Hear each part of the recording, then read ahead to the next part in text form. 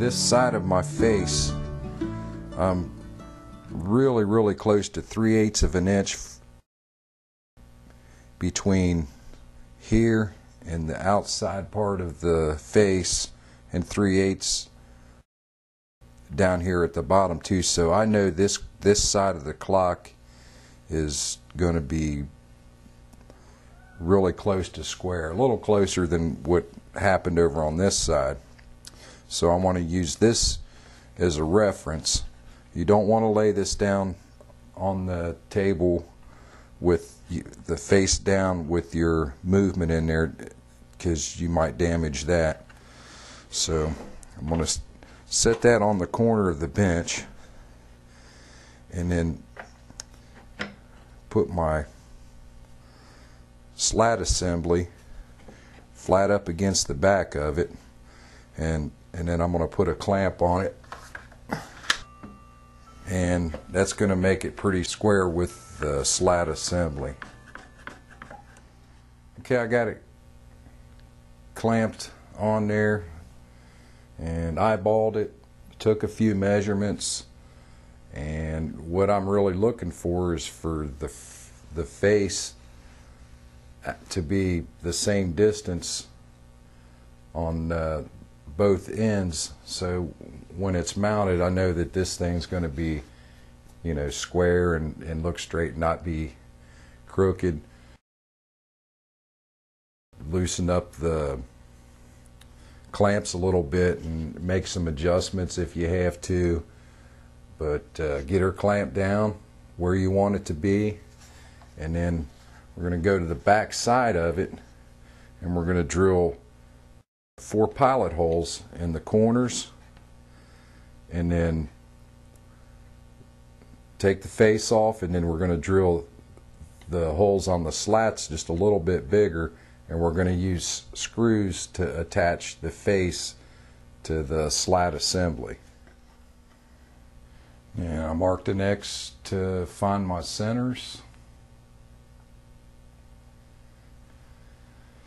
I'm going to use a 7/64 inch drill bit for my pilot holes, and I'm using 1.5 inch cabinet screws to attach it with. And then now with the face removed, I'm going to go with a little bit bigger drill bit and drill these through these pilot holes.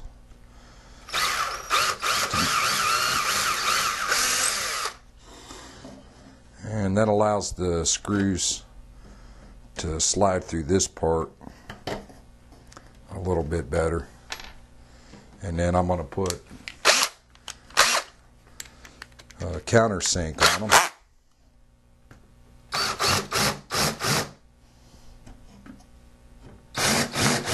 Next step of the base and top of the clock, we're going to trim this down to size, 2 1/4 by 10 1/8 long, and this one's already at its size that it should be. And then we're going to take them to the router table, use an 1/8 inch round over bit, and put a nice little round over edge across the top of both pieces. Then we're going to sand them down. You want to get them sanded down to where you can finish them, and then we're going to glue them together. We'll go ahead and get started. Okay, now match up the pieces that you want to be your tops and your bottoms. I used a little arrow to mark the side that I'm going to be routing on, and I'm going to do the bottoms first.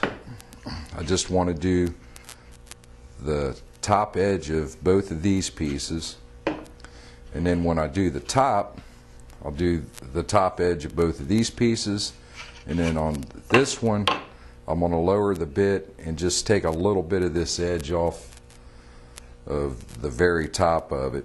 I don't want to take too much off, because when you do that it's going to make this board look a lot thinner than this one, and I don't really want that look. Your clock needs to hang securely on the wall. A lot of times when you buy your movement, you're going to get a hanger that comes with it. Sometimes you don't. but if it does, you can take this hanger and modify it a little bit, sandwich it in between your top piece, and it makes a perfect hanger for this clock. Let me show you how I did that. This is the part of the hanger that I'm after, so I'm going to cut it off right here and then grind it down to where I've got a nice smooth edge across the back side of it. Now this is going to be the top of our clock, and if you were looking up at it from the bottom, this piece or hanger is going to be sandwiched in between those two pieces. You want it to stick out about 1/4 of an inch.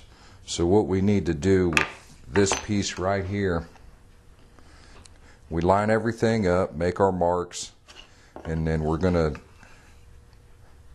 cut a little mortise so this will set down in the wood, and then we can, when we glue these together, it's going to glue together nice and flat.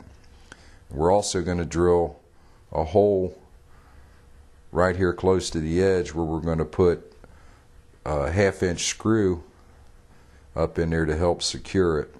Just a little correction, and so you don't get confused if you've downloaded the plans or had them mailed to you. They show that the mortise is actually made on this piece instead of this piece. Either way, you're going to come up with the same result. Just make sure that your 1/2-inch screw isn't going to go all the way through your top piece and come out on the other side. Anyway, I've finished my mortise. I drilled a hole in my hanger. It fits in there pretty good.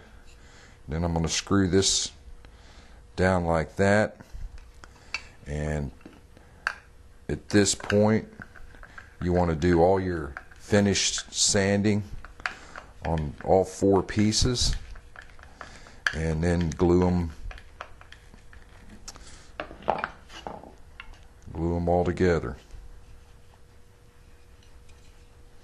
And then there you have the hanger to hang your clock on the wall with. Okay, now remembering that we put this hanger on the top piece of the clock, the slat assembly is going to fit into there like that. But the problem we have is this little screw that we put on the hanger to attach it is sticking down a little bit. So what we need to do is on the center slat, cut maybe about 1/4 of an inch off of that to allow us a little bit of the clearance for the screw that's up in. Okay, when gluing these up, I've used a minimal amount of glue, and I'm trying to stay away from this outside edge as much as I can, because when I clamp it down, I don't want it oozing out onto this piece that I've already got finished sanded. Okay, I got my top and bottom bases finished sanded, and they're ready to be glued together. And just like the pieces on the back of the clock dial, when you glue them, they're going to want to slide all over the place. So I'm going to use the pins again on these, drilling in the top of the top and the bottom of the bottom to where they're less likely to be seen at, and to hold them steady, and then glue them from there. You can also drill the holes with a 3/8-inch plug and a screw underneath it. Either way is going to work. I think instead of wood putty to fill the holes, I'm going to come back and actually put a plug in it and not even really use the screw.